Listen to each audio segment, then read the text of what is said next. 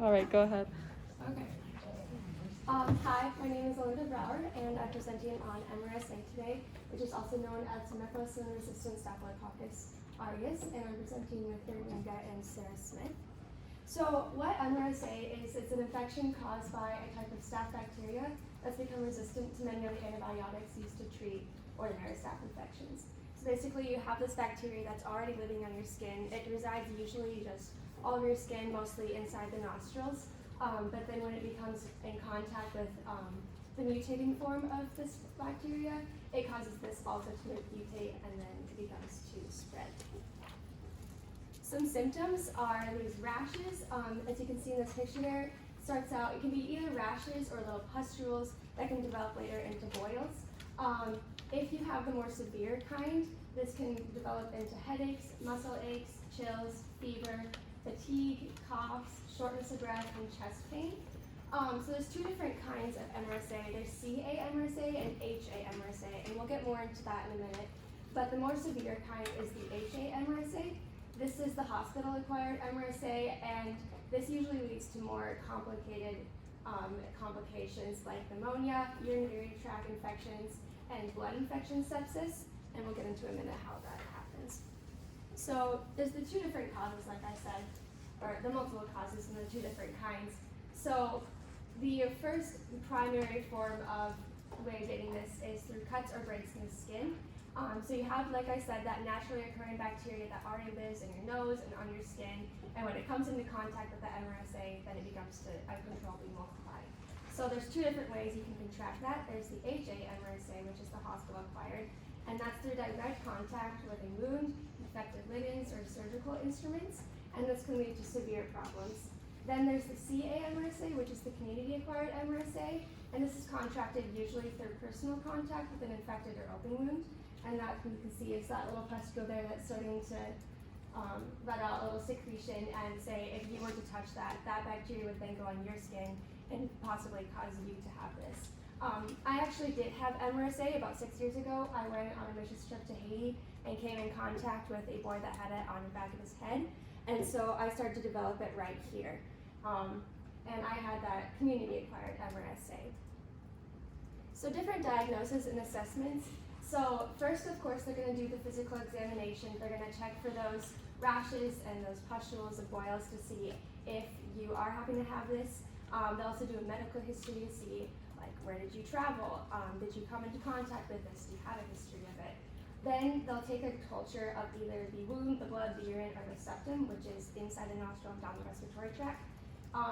What they'll do with these cultures is they'll take bacteria and they'll put it onto these little petri dishes and then see what happens to the bacteria over a period of 10 days. That's usually how long it takes for this to show up. And then when the bacteria is there on the petri dish, it'll start to multiply and spread, and they'll be able to see which bacteria is causing the infection or this growth. Same with the blood, the wound, the urine.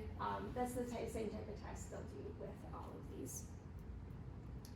So here's some examples of MRSA. Usually it starts out looking like a little mosquito bite or spider bite, and that's in that bottom corner there.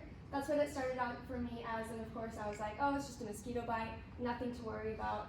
Then it started to grow and become worse and worse, and I was like, okay, maybe it started to get a little bit serious, but I was 14, I was naive, I didn't realize it was anything serious until it started to grow into a massive pustule on my arm. It actually was softball size, about this large, on my arm. At that point, I went into the ER and they cut it open surgically, and they gave me anesthesia into it, cut it open, drained the pus out, and then sent it into testing.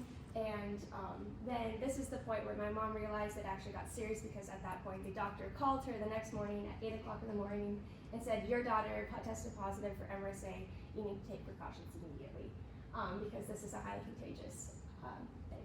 So as it develops, it can grow into these different stages. Obviously those last two there are the more serious kind. Thankfully mine didn't progress that far, but I did have what was in that middle there, but it was a larger pustule. So different treatments and risk factors. So like I said, there's the HA-MRSA. This one is obviously more severe because if it's contracted through medical devices or equipment, that usually can get more into the bloodstream, and that's why it becomes more severe. So they'll treat that with antibiotics with an IV. and different risk factors, like I said, are being hospitalized, invasive medical devices, and residing in long-term facilities, because then you're more susceptible towards it. Then there's the community-acquired MRSA. This isn't as severe, but you need to always be cautious to cover the wound. So MRSA will live on the skin for, I believe you're contagious for about 6 months, so I had to wash all my linens separately, be in a certain area in my house, and make sure that anything my wound touched, I would sanitize immediately. I had to drain the wound daily in the shower and then sanitize the whole bathtub afterwards. And I was also on many oral antibiotics to be able to take care of it. They don't usually go towards an incision and drainage for treatment of CA-MRSA, but because mine was so advanced, they did have to do that. And also they don't usually put you on antibiotics. There sometimes can be just at-home remedies, and so I was using Manuka honey and different things that help with treating the bacteria, but because, like I said, it was advanced and I was starting to get striations on my arm, they realized that it started to get into my bloodstream and needed to treat it with antibiotics directly and immediately. So different risk factors that you can get it from are contact sports, so you're being in contact with a lot of people and you possibly can touch that open wound and then contract it. Unsanitary living conditions, like in a third world country, which is where I got it, otherwise just any unsanitary living conditions in general, or intravenous drugs, because obviously that is going onto your skin and entering your system. Prognosis and follow-up.